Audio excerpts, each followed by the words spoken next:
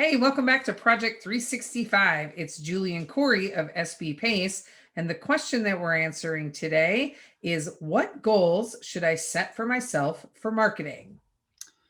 That is a great question, and I think that it's hard to answer without knowing everybody's business who's listening to this. And you can talk about setting the number of likes or engagements, looking at sales, whatever. But I think the most important thing, and this came from a podcast that we had in March 23rd. It was season 2, episode 23 with Tony Watley.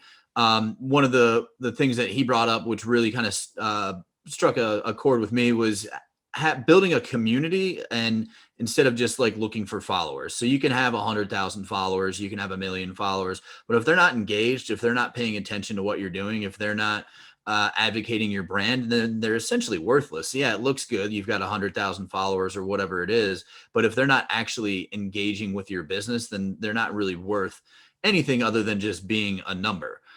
So for me, that's what I think the goal should be: is building that community, building the people who support you and your brand, and read your blogs when they come out, and actively listen to podcasts or watch your Project 365 videos. I love it. And I do agree also with something Tony said about, vanity numbers. And that's really what people go for, is those vanity numbers. And they're so not important, right? What really matters is your conversion rate, your click-through rates, your price, your cost per click if you're doing paid ads. And in order to get there, you've got to do consistent work in your marketing, right? You have to consistently post. You have to, if you do a blog, you have to consistently do it. If you have a podcast, be consistent. So consistency across the board is so completely important. And then moving people into your sales funnel, because that's really the goal, right? You want to market. The point of marketing is to make a sale.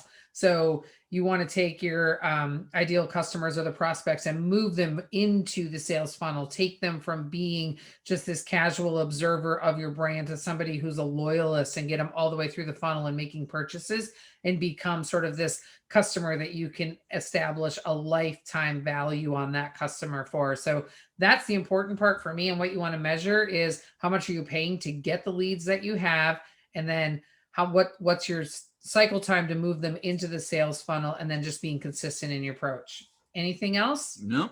All right. Well, we will see you tomorrow. Thanks so much.